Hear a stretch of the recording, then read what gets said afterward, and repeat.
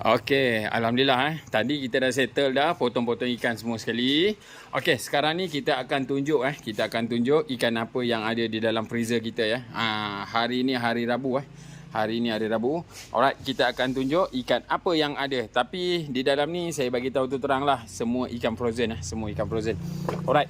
Okey, ikan frozen yang saya ada, yang saya sediakanlah Okey, contoh ikan kelabau ikan kelabau. Okey, adalah lagi sikit, tak banyak sangatlah dah ikan kelabau. Okey, harga dia RM41, 80 sen. Banyaklah macam-macam saiz, ada RM36, RM43, 70 sen. Okey, yang ini lampam Jawa, ini biasa. Okey, ini biasa ni, lam cry. Okey, yang ini pula ikan tenggalan ini yang baru ni, kejap lagi kita akan letak harga. Okey, ini yang baru. Alright, kita akan tunjuk lagi. Ini adalah ikan tenggalan tenggalan atas pada 1 kilo.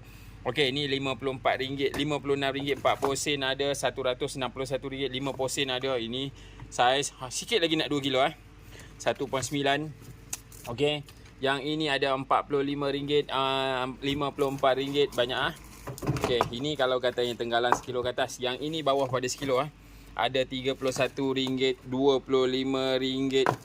Bermacam-macam saiz, ada RM26. Okey, tapi dia tak kecil sangat. Sebab saya cakap tu terang, saya sini jarang ambil ikan kecil. Saya ambil yang mudah untuk dijual saja. Sebab apa kita tak nak ambil ikan kecil? Sebab kita tak nak biasakan pada nelayan untuk ambil ikan kecil-kecil. Okey, jadi kita akan jual pada ikan-ikan yang saiz-saiz yang cantik saja. Okey, alright. Lepas tu kita ada patin buah patin buah. Okey, patin buah Sungai Perak. Okey. Yang ini adalah kepala dia RM90, 60 sen. Okey, patin buah ini adalah patin liar. Alright, ini adalah patin buah juga, kepala patin buah RM70, 80 sen kepala patin buah. Okey, yang ini adalah temulih kepala temulih. Koma siapa yang nak kepala temulih tu cepat. Okey, RM160. Alright, macam-macam kepala dia macam-macam kepala dia. Ini kepala patin buah RM152. Okey. Okey, sekarang ini dan ini saya nak tunjuk ikan yang potong-potong tadi kita tunjuk seekor-seekor. Okey, kita akan tunjuk yang potong-potong pula. Ikan yang potong yang ada dekat saya sekarang ni adalah okey, ini adalah tongsan susu tongsan susu. Kau tengok isi dia kau cantik Dia adik-beradik pada patik ni lah, tongsan kasar.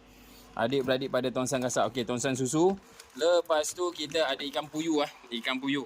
Alright, ini ikan puyuh daripada Kedah lah ni kecil-kecil saiz dia. Okey ikan puyuh adalah berapa pack lagi tu ikan puyuh. Okey, ni saya tolong abang saya lah. Abang saya mencari ikan, saya tolong dia jualkan.